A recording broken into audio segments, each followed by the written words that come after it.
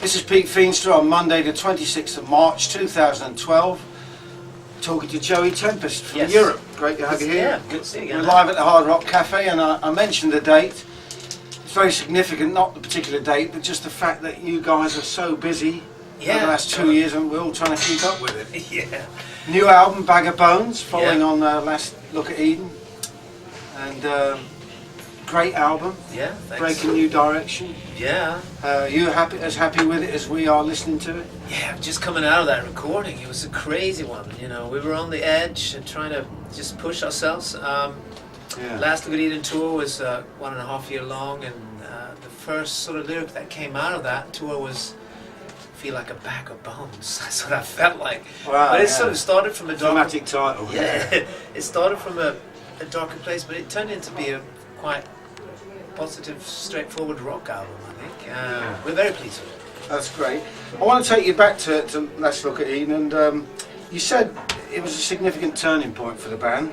I mean, was that simply in terms of you repositioning yourself as a band, or did you just all mature to get to this point? It was the third comeback album, if you like, and we were getting into it. Secret Society, we learned a lot from producing that by ourselves. And Start from the Dark was sort of a raw album. So the third, Last Look at Eden, we saw all the pieces were coming together. Yeah. You know, so it was a good album for us. Yeah. And all the albums you've done before, of course, you've had a different producer on. Has that been the idea to change it and keep it fresh, or to strike out a new direction? Yeah, we always want to do that. We've always changed producer, because when you do an album, you get into it so much, you know, and sort of you want to move on from it. You don't want to do the same thing again. We feel like that. Yeah. I mean, I admire bands that keep doing the same thing all over again, but we can't. So, a new journey, a fresh attitude. Bag of Bones is the same thing. You know, it's going to surprise a bit, but if you listen to it a few times, you might get it. An evolution, do you think? Oh yeah, it's always an evolution. Yeah. And a natural progression from the last album? Absolutely, absolutely. We touched upon this more rock, classic rock blues thing on the last one. Maybe we'd catch that play in a few other songs, but this time we sort of took it all the way. Three or 4 years ago, the bass player played some Bonamassa tracks backstage, and we just fell in love with it, you know. The blues rock vibe. Yeah, Ballad of John Henry and stuff, and then very powerful. We called up Kevin Shirley and said. So how did you make the connection with Kevin? Yeah, Bonamassa came up and guest appeared on Doghouse last year, and we thought, let's just call his mate Kevin Shirley and see if he wants to do it. And he was delighted to do Europe album. He came over to Stockholm. We did it in an old studio with only 70s and 60s gear in it, and that's why you have that warm sort of classic rock feel to it. And we had a great time with Kevin. And there's got that kind of 70s root to it. I mean, was that one of the reasons you went to Kevin as well? Yeah, we were on that sort of, that was the path we were on, going back to our roots. I mean, first thing we listened to together as a band was Deep Purple and Led Zeppelin. Yeah. And it was just walking around, listening to Black Dog was just the best afternoons of my life, you know. So we sort of, without knowing it, tapping into that those early influences, those big influences in your life, early teenage years, or when you just get the most effect of all these rock albums. And now when we did this album, subconsciously, it all just came out. You know, it's a tribute. The whole album is a tribute to classic rock. Yeah, yeah. So just to get back to the production, I mean, you were already kind of striking out in that new, what in effect is the new album, before you hooked up with Kevin. Yeah. So what was the actual input that he gave you, other than the direction you were already going? Yeah, we had a plan already, as you say. We had Doghouse already on the road before we met Kevin. But Kevin was great because we always record live, but sometimes we're in different rooms. But this time, it was a real same room. Because sometimes John wants to be in the control room and Ian sits in a booth somewhere, and we play at the same time and everything. But this time we were actually standing around each other with headphones and feeling the vibe, and you could really hear it on the record. We didn't fix things too much. It was very sort of organic. And did Joe actually play in the same room with you, or did he put his part in afterwards? He put his part on in New York. It's hard to pin that guy down, but him and Anton Fig did their stuff in New York afterwards. But he did a great slide guitar on Bag of Bones. Joe Bonamassa. And staying with the production, which is that also an attempt to kind of break into America a bit more as well, with that kind of British hard rock sound, but which goes down well in America. If that happens, that would be great. I mean, this could be an album that could appeal to America because it's their tradition and in classic rock and everything. But there was no plan really. We just wanted to work with a producer that could handle a classic rock vibe, and Kevin was the man. I want to throw a quote at you. You said about Kevin Shirley, he just let us do our thing and then pushed us and our songs to the max, which, funnily enough, is exactly what Beth Hart and Joe Bonamassa said to me as well about him. So I guess he made an impression. Yeah, he's good like that. He wants everybody, all the band members, to be there to the last day. So we work song by song, which is also different for us. You finish one song, then you move on to the next and move on to the next, which means all the band members will be there to the very end. Yeah. And everybody comes up with ideas. It's very much a band thing. It's a family thing, and Kevin wants everybody involved, and that's also a strength for us. And you mentioned the fact that you played Doghouse. Of course, it was on the Shepherd's Bush concert there, which became the DVD. Was that the starting point for the new album? Was that the first song that you wrote? Yeah, we wrote that on the road. Very accessible, of course. We started playing it, and we felt it'd be great to move in more towards the classic rock area, as well as it's hard rock, but a little bit more towards that. And Doghouse was a great start for us. We realised that a straightforward rock album would be lovely to make, and here we are, we made it. And conversely, A Drink and a Smile, I think, was the last one that you did. Yeah, but it actually fits perfectly into the sequencing of the record. So yeah, we stumbled upon that one. I called the other guys, I said, let's do one more track. They were like, no, you're crazy, we don't have time. Yeah, let's do it. And we got together and we did it really fast. And we wanted an old stomper, like Zeppelin kind of thing, you know, with a vocal through Leslie and just a good feeling track. I think we managed to do it, but it was done so quick. And then you realize good rock records are often done having fun and quickly. Organically. Yeah, it just happens in the room and everybody's having a great time, Yeah, and Demon Head is another example of that a Deep Purple feel that you're talking about. I love that track. It's got that we used to listen to Deep Purple when we were kids, and it's got that drive, those riffs, and it's lovely. And not supposed to sing the blues, is that in any way autobiographical? I mean, you're singing about born in '63, blah, blah, blah. Yeah, sure. It is a little bit. I mean, the whole song is just a tribute to all these bands we listen to. And of course, we make references to AC/DC and Led Zeppelin and just milestones in our lives, you know. So on the one hand, you're opening up Europe to a wider or potential wider audience. On the other hand, you've got to drag your existing fans over there. What's been the reaction so far, not just to this album, but the previous one? Because it was very, very powerful, both of them very, very powerful albums, but they are a departure for where you were before, you know. All four comeback albums, if you like, are slightly different, and we do surprise our fans a bit. They have to go with us on this journey. They get a bit surprised for, oh no, what are they doing now? Oh yeah, but it's kind of good. So they come along, and another band that did that was Rush. I mean, they always sort of surprised everybody, but the fans, they wanted to be on that journey. They wanted to be sort of surprised a bit. Let's go there. Okay, we're coming, but we're coming a bit slowly. And you have to think about, an artist is probably 1.5 years ahead of the listener. Because you have the idea in your head already, and you start writing the demos, you start working, and when you release an album, you're there. I mean, this is great. But they have to sort of get used to it and get into your headspace. So. And do the tracks change? It's an obvious question when you play them live. Do they? They do progress, but sometimes for good, sometimes for bad. Because Doghouse, we played that for a year live, and then we presented it to Kevin. Yeah. And Kevin said, maybe you should try it slightly different. And we were like, hang on, we've been playing it for a year. Yeah. So that took a couple of days to sort out. But now it turned out even better on the record. I'm thinking about John Norum. When he was away from the band, he was exploring kind of rock blues, and I think he got into other bands, Audio Slave and the like. I mean, did any of those influences? Did he bring any of those influences to this album? Or was it all collective? No, John, the guitar player. Yeah, John Norum. Yeah. I think he said he was listening to different things outside of Europe. I mean, you can bump into him and he'll say, I've been listening to Allman Brothers all day today. No, but Audio Slave's first album is very crucial for us. I mean, that was a milestone in our lives. We use it as a reference when we go into studio, and also some of the Black Stone Cherry stuff. Yeah. These young guys can dial in a sound, you know, and the guitars, and it's good to have those references for us when we go in, you know, bands and some of the Bonamassa stuff, Ballad of John Henry, Blue and Evil. Yeah. Those things are really good to have. Good crossover stuff. Thinking about the recording of the album, it's notable for the big drum sound. A lot of riffs in there.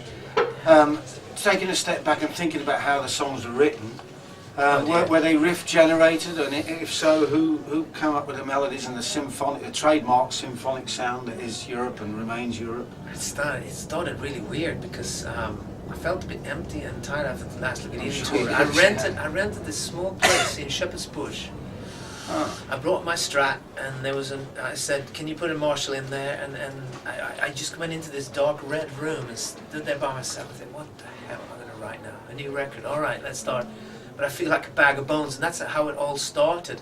And then Not Supposed to Sing the Blues, and Riches to Rags was an early one too. I loved the attitude of that track. Yeah. And it started from that headspace and sort of more of a darker. And then, as we said, Drink and a Smile ended it all up on a happy note. And yeah, it's been a journey. But I wrote some of the stuff in Shepherd's Bush. John Norum sent me a few things, Mick McGailey as well, and John Levin, the bass player. So everybody's been involved. And we work in Stockholm. We have a rehearsal place outside Stockholm where I go after they've sent me stuff. So we work things out, but we send stuff to each other and we mix it up. And how much do you actually work them through before you record them? We're quite prepared. Some of the guys said we should have been more prepared this time, but it was also nice to leave it a bit open for Kevin.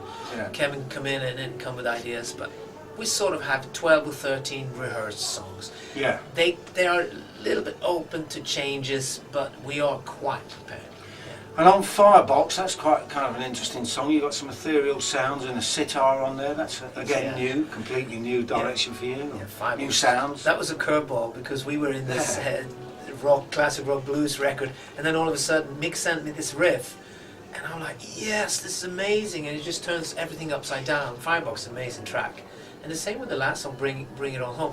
There are some songs that sort of throws the album a bit sideways, but Firebox being one of them. It's majestic. It's going to be fantastic to play live. I'm thinking about John Norum's guitar parts. There's some great shredding on there, but it's part of a bigger wall of sound, isn't it? It's a little bit further back in the mix. It's very, very. It's just a beautiful wall of sound. It's powerful but different. Yeah, it's a guitar album, and John didn't work things out. It deliberately didn't work the solos out too much until the recording. Yeah, so some of them are actually live takes. I believe Not Supposed to Sing the Blues. I believe Bag of Bones. There's a few other ones that was on the spot, and he didn't work them out too much, and we love that because the album is more loose like that. It's more organic. So John is fantastic on this record, but he's more spontaneous, which is great. Yeah. Now, of course, you've enjoyed essentially two careers, really, two in one. Yeah. And I'm wondering about, since you reformed, or when you did reform, did you as a collective, the band together, did you all still have the same musical influences? Did you want to pursue the same musical influences that's led you to where you are now? Well, one thing we discussed in 2003 was that we didn't want to make an 80s album. So that was the first thing we decided. Let's go on a new journey, let's see where we are. And you can hear that Start from the Dark, it's more detuned, and it's sort of a new angle. I've come from 3 solo albums, learning more about lyrics, exploring all that, Jackson Browne, and which I love, and then Van Morris and Neil Young, all that. I went on that journey. So lyrically I sort of moved on, I suppose. But it's been a new journey, basically. We're so lucky. We're getting some success again on new stuff, and it's amazing. It's amazing. I guess you must get more guys coming to the gigs now than... A few more. A few more. Thinking about contemporary times and the internet, Twitter, all these things, Facebook, bands generally interact more with their fans. As a result of that, are you more influenced by what you think fans want from the band? I think it is great. I mean, to see you can read what they feel about the songs and their reactions, I think it's fantastic. We've always been a band that do exactly what we want, though. But it's nice to see what songs they like, and sometimes you can take it into consideration when you play live. If you hear they're talking about a certain song a lot, so it's different in that. I mean, the music business is different, but one thing is for sure, the internet's also helped us get everyone closer. Because I remember the fan clubs we used to have in the 80s and early 90s. We weren't connected to the fans. There were people opening letters, and you didn't get that contact. So it's kind of cool. I like it. And well, from what I can gather on all these outlets we just talked about, people are really excited about what you're doing, which is great. Yeah. We're lucky. I mean, you go away, you record this, and then you presumably sit there and wonder what's going to happen. Yeah, because we sort of lock ourselves away, and we don't really care so much what people think at that moment, and we do our best, and then you come out of it, it's like, whoa, what's going to happen? But one of the things you did do, of course, was put little snippets up there of songs in progress, which is a great idea. Yeah, we had this idea every Friday have a, thank God it's Friday film fest. So on our website we put out clips from the studio until the release of the record. So it's been going on for months now. And it helps people get inside the song. I mean, when I see you doing the vocal parts and stuff like that. Yeah, sure. And sometimes you see them in isolation as well for the rest of the song, which exactly. is kind of interesting. Yeah, it's been a nice one to do that. Well, I think Bag of Bones is a great album. It's a groundbreaking album. Thank you. It's got incredible sonic quality, and the songs are the most powerful yet, I think. Yeah, I think so too. Lovely meeting of you, Kevin, Shirley, everything. Classic rock meets the blues. Yeah. And how much of it is going to translate into the live show, do we think? Oh, we just talked about it in the band. I mean, to play 3 or 4 new songs from Bag of Bones would be fantastic. I mean, the festivals in the summer are slightly different, but people are in the party mood, we play the big songs as well. But when we go on a Bag of Bones tour in the autumn, which we'll probably go on a long tour into the next year, it would be great to put 3 or 4 or 5 maybe, and then maybe have something in the middle of the show, break it down, do Drinking a Smile and some acoustic bits. We're starting to think about, make dynamic. Like this album is quite dynamic. You've got that short track in the middle of Requiem, which kind of link piece. That's kind of a funky story, because the name for that song was actually Requiem for the 80s for a while. Oh, okay, yeah. Because when you hear this album, you can understand why we call it that. But then it was on the cover and everything, our beautiful cover, but Requiem for the 80s was on the can, I think. But anyway, we took For the 80s away. We thought maybe that's a step too far. But that was Mick just played this morose, really sad part in the middle of everything in the studio. We have to record that, and then we put it on, and Riches to Rags is sort of connected to that lyrically. We're throwing our past away. We don't give a fuck. We're just doing this now the way we want to do it. Well, I think you're going to connect with a lot more people, which is the general idea. When's the album come out? In April, end of April. End of April. And you're going to be back touring in Europe when? We're doing the festivals. Pardon the fun. We're doing the festivals in the summer, including Download there. And then a UK tour in November. Yeah. And then we're doing Europe and Scandinavia, and obviously we'll go to the other places in the world as well. So that's it. Well, I'm going to just read these out for the benefit of all those people who can't get to some of these. Okay, let's do it. November 21st, the Birmingham O2 Academy. November 22, the Glasgow O2 ABC. November 23, the Ritz in Manchester. 25, the Academy in Newcastle, which is always a blast. Oh, yeah. Always a blast. Academy in Leeds on the 26th, Rock City, another great venue, on the 27th, Bristol Academy, November 29th, Cardiff Coal Exchange on the 30th, finishing the British leg on Saturday the 1st of December at the Shepherd's Bush Empire, the very same place where you recorded the DVD. This is it. And for those of you who haven't got it, go and get it, because it's great fun. And it's been great fun interviewing you, Joey. Good seeing you. Thanks very much. Thanks a lot. Pete Feenstra on behalf of www.getreadytorock.com saying good afternoon.